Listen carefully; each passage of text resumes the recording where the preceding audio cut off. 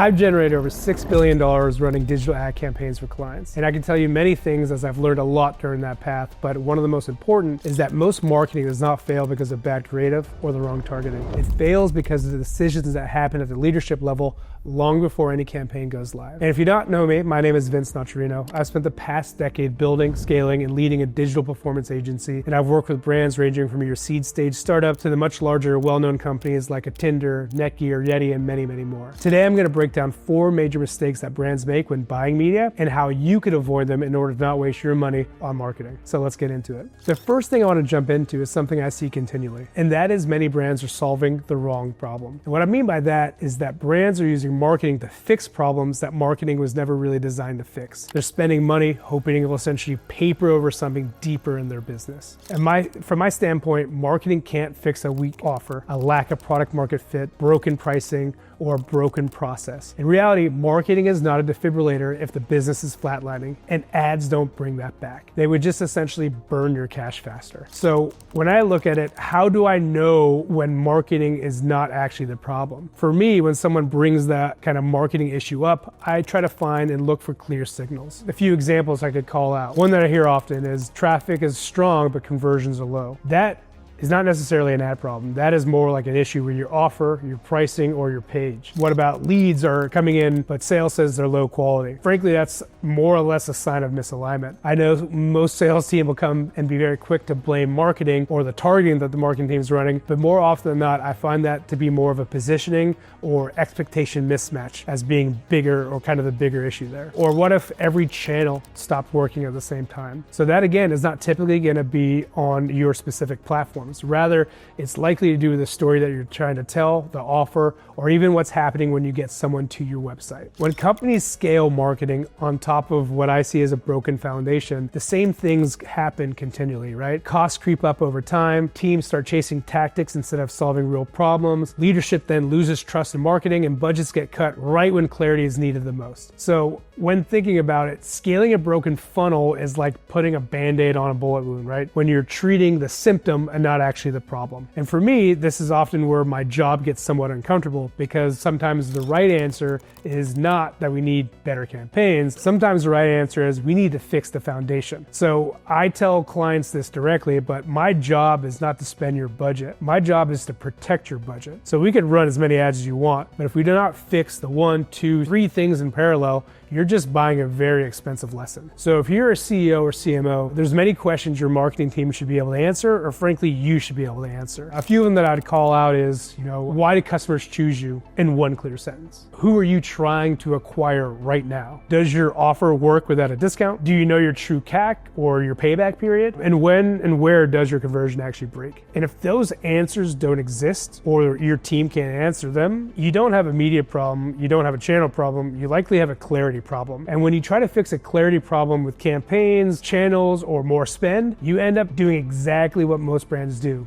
You're solving the wrong problem. So the fix here isn't more spend. The fix is clarity before execution. So you need to define the real problem first, then use marketing to scale what works, not to hide what doesn't. And once that problem is clear, the next step will become much more obvious, I promise. I would say the second reason brands waste money on marketing is simple and unfortunately incredibly common. They go straight to execution. They hire an agency, pick a few channels, launch ads, and they call it a plan. But when you break it down, there's no real strategy underneath it. They're buying tactics before they have a strategy and hoping somehow this adds up to growth. When brands operate this way, it's usually driven by whether it's timing, bandwidth, and more often than not, it's the need to appease their leadership. So I've heard things like, our CEO says we need to be on this channel because that's where our audience is. My cousin said TikTok is working for everyone right now, so we need to do it. Our competitors are doing it, so we should too. None of this is strategy. It's just a shopping list. And when tactics come first, clarity disappears. So there's no clear objective, no shared definition of success, and no agreement on what marketing is actually responsible for. So campaigns run, dashboards update, and reports get built. But when you ask why a dollar is being spent or what it's supposed to change, the answer will often come back as a really vague answer. So that, again, is just execution without direction. And the reason this happens is simple. Strategy itself feels slow, while execution can feel very productive. Strategy forces kind of decisions and trade-offs where execution feels like progress because ads are live and numbers are moving. But activity is not the same thing as growth. Motion without direction is how budgets get wasted. A rule you could action that I try to action and tell my clients to action is try to write down a strategy on one page. And if you can't do this, you're not ready to run ads. So before any campaign launches, you should be able to clearly answer a number of questions. 4 kind of off the top of my head is, who are you trying to acquire right now? What problem are you trying to solve at this stage of growth? How will you measure success beyond just clicks and leads? What is marketing responsible for? Just as importantly, what is it not responsible for? And if these questions or answers to these questions aren't clear, running ads won't create clarity. It will just hide the problem temporarily. So when strategy comes first,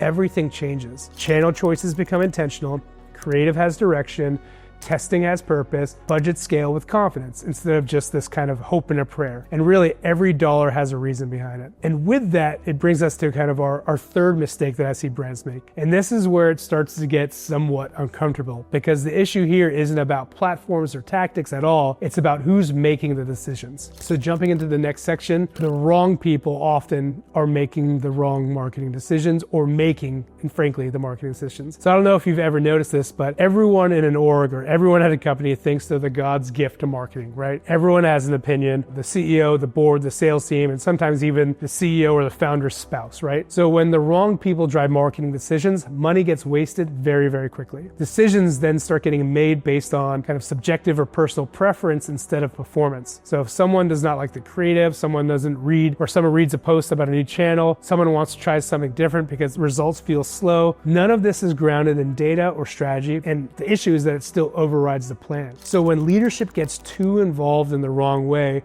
marketing becomes unstable, priorities shift weekly, messages change mid-campaign, channels get turned on and off before it's time to learn, teams are forced to react instead of execute, and performance never has a chance to compound. So one of the clearest signs that a company has a decision-making problem, not a performance problem, is inconsistency. The strategy changes more often than the data does. Tests never get finished, learnings never get applied. Every dip triggers a new idea instead of a better question. Not only does this damage relationships with agencies, but it also does with internal teams. Agencies then become order takers instead of kind of the partners they need to be. Internal marketers stop taking ownership because they're not empowered to decide. And the fix here is not cutting people out, it's defining the roles. Who sets the strategy, who owns the execution, who reviews performance, and who gives input versus who makes the call. And once those lines are clear, everything gets easier. A healthy decision-making structure looks boring on the surface, but it works. If there's a clear strategy, a single owner, and feedback is grounded in data, teams are given then also enough time to test and learn and improve. Then if you could do this and fix this, you stop having strategy by committee and you start having clarity. And finally, I would say the fourth area where I feel most businesses can waste money in marketing, and that's where you're measuring success wrong. And unfortunately for many brands,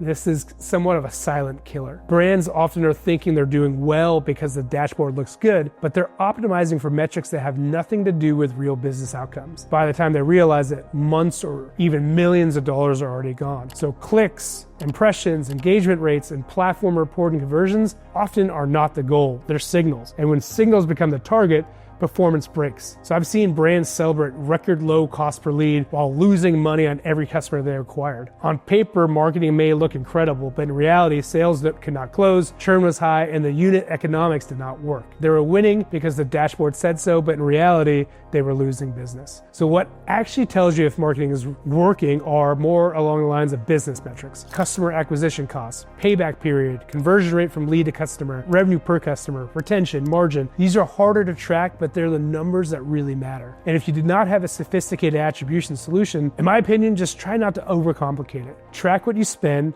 track what comes back, look at trends over time, ask whether marketing is helping you acquire better customers faster and more profitably. And when you measure what matters, decisions do get easier, conversations can get calmer, and marketing stops being a guessing game. It becomes a growth lever. So I hope this was helpful wherever you are in your own business journey. And if any of this resonates or maybe hitting too close to home, I'm positive we can assist or at the very least point you in the right direction. You can learn more at allygroup.co, and please like, subscribe, and I'll see you in the next video.